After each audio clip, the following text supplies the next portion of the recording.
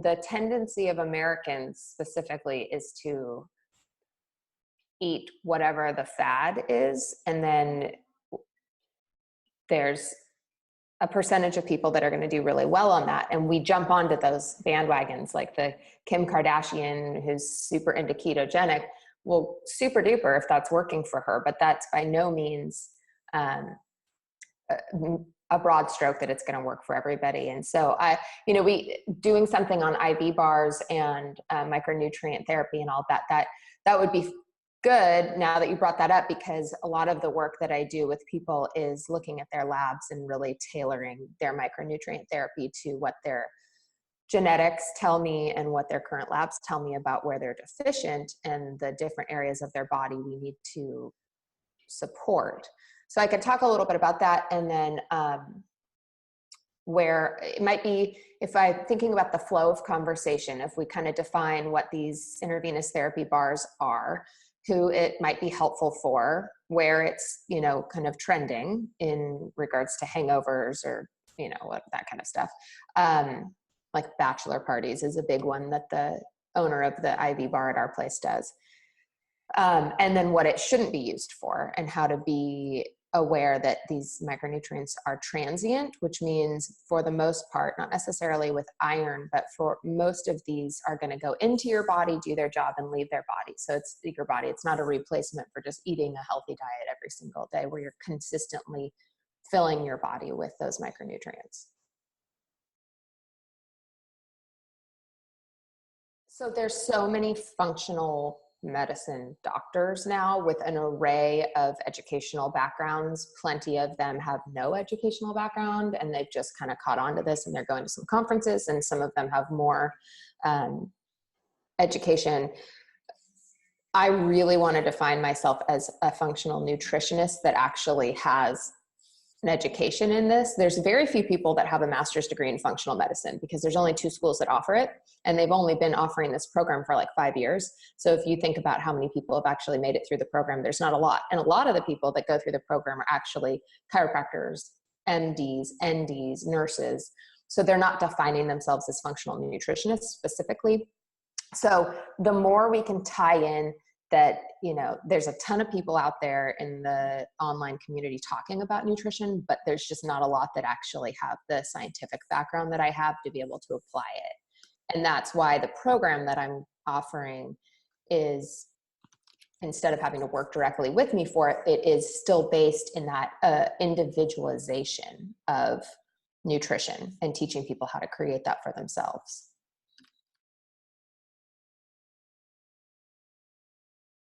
Like my functional fix says individually, or it says biochemically tailored nutrition, because it is, not just throwing the healthy diet at somebody. So, there's this, it's interesting because there's a mix of what I actually do compared to what are the things that people are searching, right? I mean, I actually think where I stand apart from most people in this industry right now is that I've created a system where you can go sit with functional nutritionists at a lot of functional medicine clinics that have probably similar knowledge base to me, maybe even more, but they haven't created a system that people can apply in their own life without having that clinical relationship. And what is an IV bar? Well, an IV bar or IV lounge is intravenous therapy. So it would be getting an IV of specific micronutrients, either generalized micronutrients or something that's more tailored to what your body needs at the moment.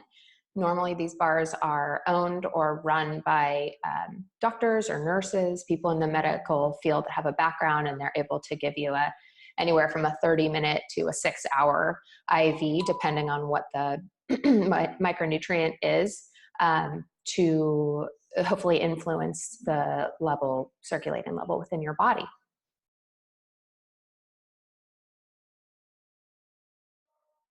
There are a lot of uses for IV bars. There's everything from recreational. So there are concierge IV services that will come to your house for everything from like a hangover. They're popular for bachelor parties. They're done at festivals.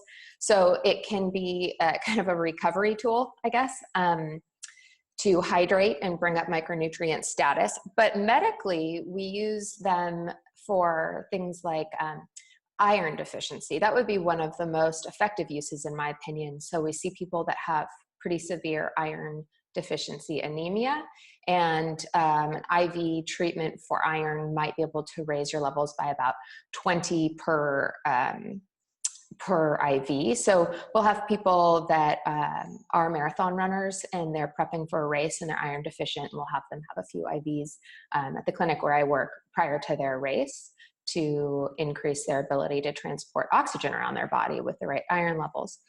Another area we see it used for medically, where it can be really helpful, is people that have absorption issues, where they are eating, but they're not absorbing the food that they're eating well. And so we're trying to increase their micronutrient level, but we're circumventing digestion. So it's going directly into their circulation. Hydration is another kind of short-term benefit. If you have had the flu or you've been sick, there are IV vitamin C therapies for people. People use them for cancer. They use them just to boost immune function. So there are a lot of areas where an IV treatment can be really beneficial outside of just the recreational uses people use them for. You brought up the marathon runners and transporting oxygen through the iron. How does all that work? Because I know that people that are listening to this are probably glazing over. How does that apply to like the average person like myself? Yeah. So one of the things that I pay close attention to is people's ability to digest and absorb micronutrients that are attached to proteins. It's interesting. It's not a phenomenon, but it's definitely a trend that our stomach organ, so not the intestines, but the stomach organ, it's tasked with breaking proteins down. So we call it denaturing proteins. So it's like unraveling this giant glob of protein. And once it's unraveled, the body can actually pull off the nutrients. And that's done with stomach acid, so hydrochloric acid. There are a lot of factors that reduce people's hydrochloric acid levels. H. pylori infections can reduce stomach acid levels. Poor diet, medication, and antibiotic use. People use proton pump inhibitors to reduce acid in their stomach when they have acid reflux, and over time that will cause stomach acid to chronically be low. The problem with that, and then one other is aging. So just getting older typically will reduce stomach acid and also alcohol use. So there are quite a few factors. So long term, if your body isn't properly denaturing these proteins, you will have conditions arise such as iron deficiency, because iron is attached primarily to animal proteins, but it's in plant proteins as well, and also B12. Both of those deficiencies cause different types of anemia. So when I talk about anemia, it's important to understand at least the basics of the red blood cell. So you have red blood cells that are carrying oxygen around your body. All of your cells need oxygen to function and to metabolize. So if there's not enough oxygen, then you become depleted and your energy will go down, your metabolism will go down. People that are anemic will often feel fatigued all the time. Sometimes the body is so deficient, you'll get into the state where you're losing hair, or you're having other dysfunctions, but often the first symptom is pretty severe fatigue. B12, it will affect the size of the red blood cell. So iron affects the ability of the red blood cell to carry oxygen. It attaches in the middle of the red blood cell and it changes the shape of the red blood cell, and it puts it in a favorable position to hold on to oxygen. So B12 affects the size, and where that's interesting is that if you don't have enough B12, your red blood cells will be too large, and they can float around your body to the larger tissues, but they have a really hard time getting to the tiny capillaries.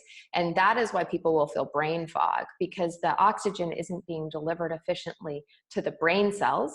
And so basically your brain is deprived of oxygen. So we have to have enough B12 and iron in order for red blood cells to move freely around the body and properly and deliver oxygen.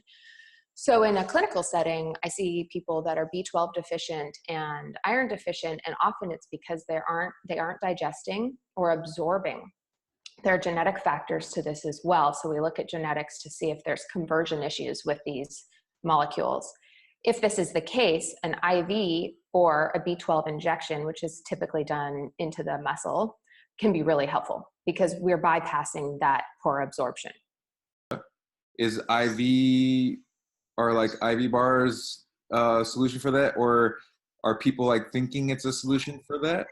Yeah, it's not a solution for that per se. I mean, the solution would be in that you can keep your B12 and iron levels up with intravenous or injections, right? But long term, you have to address the fact that your stomach organ is not digesting properly. So proton pump inhibitors will reduce the acid level in the stomach. But if you read the labels on these, they're not supposed to be used for over 6 weeks. So that's where our research is really limited to what happens if you use these for 6 weeks. Oh, they're perfectly safe. Okay, but they're not perfectly safe to use for years, which is what I see normally as people have used them for 10 or 20 years.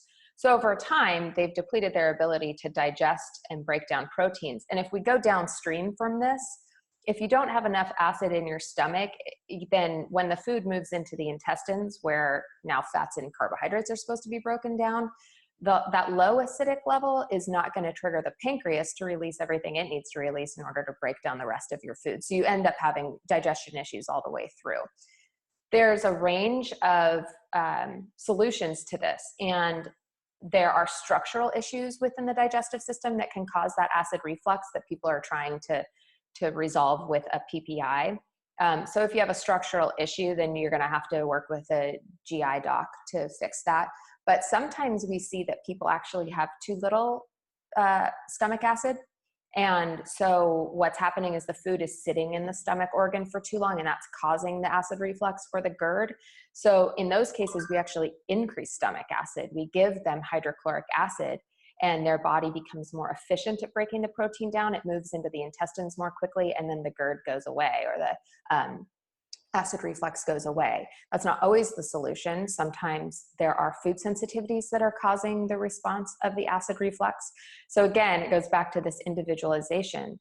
But if we don't fix it at the root versus, throwing a drug at it for years, what ends up happening is the brain does become deprived of oxygen and all of the other micronutrients that we're trying to deliver to neurons in the brain via blood circulation. We end up with an inflamed brain because the brain cells die because they're starved of oxygen, and then the brain has to clean that up, and that's where we will see the buildup of amyloid plaques that we associate with Alzheimer's disease, and those amyloid plaques are in response to the damage in the brain. So back to IV bars, it's a roundabout solution for maybe something that is short-term, like getting enough iron and B12, but in reality, we have to go back to fixing digestion at the source.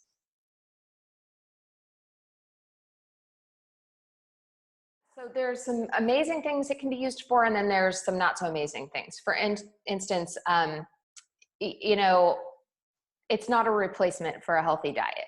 It's not long-term a solution to go party really hard or eat, Taco Bell at every meal and then go get a bunch of nutrients pumped into your bloodstream. Because for the most part, these micronutrients, these vitamins and minerals that we can get in a IV form, they're transient. So what I mean by that is they're going to be in your body short-term and then they're going to move out of your body. If you think about why we eat, just think about eating. We do it multiple times every day. Most of us do it 3 times or more. It's so we are constantly supplying the body with micronutrients. It's because constantly our body's moving through burning micronutrients, macronutrients and micronutrients because we're functioning all the time. Whether we're running around or we're sleeping, we're utilizing these nutrients. So if you go to an IV bar once a week even, you're going to get pumped through full of something, but it's going to be out of your body fairly quickly in most cases, with the exception being, iron and B12 will stick around for a while. But most of these micronutrients, it's not enough. You need to eat a healthy diet so your body's getting a constant flushing of these micronutrients. That said, you need to be absorbing your food, digesting and absorbing properly, obviously, because you can put all the healthy food you want into your body, and if it's not moving from the intestines into your bloodstream, you're not getting it anyway. So I think it's also critical to understand that while vitamins and minerals, micronutrients that you can get in intravenous form or even through a vitamin or any supplement, it doesn't take the place of food, because there are so many things that we don't even fully understand yet about food. If you look at a vegetable or a fruit, there's not just vitamins and minerals, there's phytochemicals, there's antioxidants, there's water, there's fiber. We really need to be filling our bodies with the right types of food, because there's still mystery around food.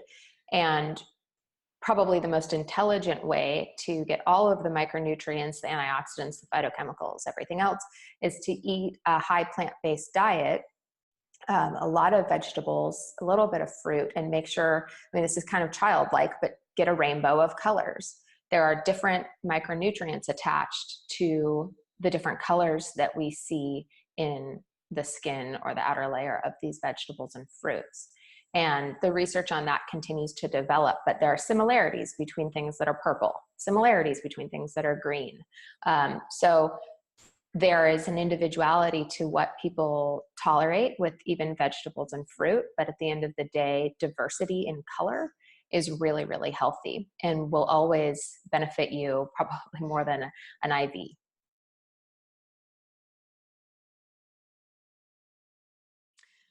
I think that the complication is probably over-reliance over anything else. There are excessive levels. Some people's bodies won't tolerate, for instance, vitamin C is probably the best example of this.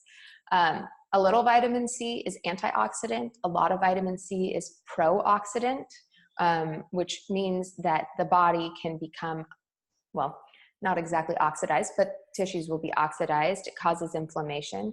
There are certain genetic risk factors where a person won't tolerate a high level of vitamin C, and those things should be checked before you have 20,000 milligrams of vitamin C pumped into your body. We're all individually different. So there are safety aspects to this.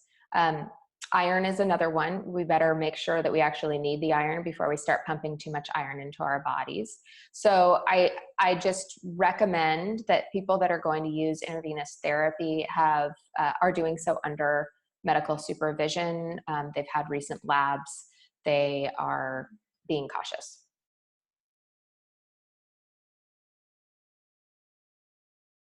There's not one solution for anything. I'll say that I've used intravenous therapy in the past when I've been really sick. I've had something called a Myers cocktail to help boost my immune system.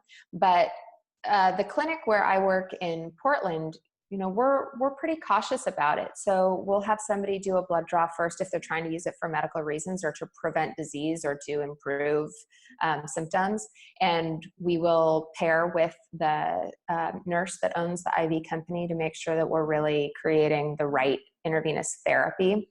If you're just going to grab an IV because you've had a long weekend and you want to get a boost of some water-soluble micronutrients, like a little bit of vitamin C, some B vitamins, magnesium, that kind of stuff, you're probably going to be okay. If you're using it for a long-term health strategy where you're really trying to prevent or reverse symptoms of disease or protect your brain or your cardiovascular system, you need to be working with somebody, a functional medicine practitioner that's keeping an eye on your levels and that's really building a strategy around it and not just throwing a bunch of random things at you. At the end of the day, like I said, this can be a complement to your health if it's being done correctly, but maximizing your nutritional approach and your digestion and absorption is going to be a much more comprehensive and beneficial way to support longevity and optimization of your health. And so the program that I've built helps people do that on their own if they don't have access to a functional medicine doctor or to a functional nutritionist that's working with their specific biochemistry, because a lot of this can be done based on your own knowledge of your body, based on your own awareness and tracking. So really paying attention to how your body responds to certain foods and learning more about the intricacies of food for healing or food for harm. Because the reality is there's no one size fits all. There's not an approach that works for everybody. It's always going to be based on what the needs are of your body, what types of stress your body's under, your genetics, the stage of life you're in, et cetera. And it will change over time. So your ability to pay attention to what your body is telling you with concrete strategies, not just hoping you understand the messages every day, but learning how to really listen for what your body's communicating and using other tools such as checking blood sugar and food sensitivities and those sorts of things will help you adjust to that throughout your life and not be reliant upon one plan that worked one time.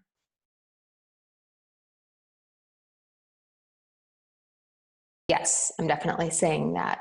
There's just not an approach that works for everybody. There are foundational approaches. For instance, eating whole food, not eating processed food or junk food. Like that's a recommendation I safely could give to absolutely everybody. Eat real food. But from there, what types of food are really going to benefit you and push your body into what I would refer to as biochemical pathways of health, where your body's actually moving towards optimization versus towards disease. It's highly individualized. And hopefully, if you're working with a functional medicine doctor or functional nutritionist, they're understanding how to assess those things and help you adjust your nutrition and your lifestyle to really maximize those pathways. But if that's not accessible to you, again, it can be done on your own in a strategic way, a very systematic way to start building that understanding. And that's why I created the program I created, is so people would have this at their fingertips at no cost, and they could do this on their own.